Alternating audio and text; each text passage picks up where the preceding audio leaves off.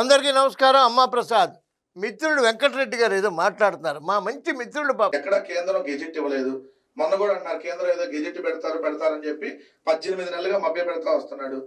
ఇప్పటికి నరేంద్ర మోడీ గారిని ఆల్రెడీ అమరావతి తీసుకొని వచ్చి కనీసం ఎక్కడన్నా ప్రకటన కూడా చేయించలేదు. రైతులు అడిగేది ఏంటి?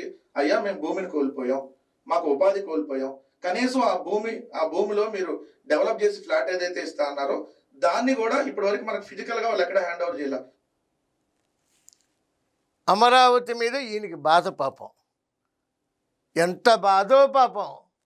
1631 రోజులు అమరావతి రైతులు నిరాహార దీక్ష చేసినప్పుడు కనీసం పలకరించడానికి వెళ్ళలేదయ్యా మీ ప్రభుత్వం. ఏంది మాట్లాడతారు మీరు? అమరావతి రైతుల గురించి ఏం చేయాలో, ఎలా డెవలప్ చేయాలో, వాళ్ళకి ఏం ప్లాట్లు ఇవ్వాలో, వాళ్ళకి పరిహారం ఎలా ఇవ్వాలో, దాన్ని ఎలా అభివృద్ధి చేయాలో అదిగో ఆ మహానుభావుడు.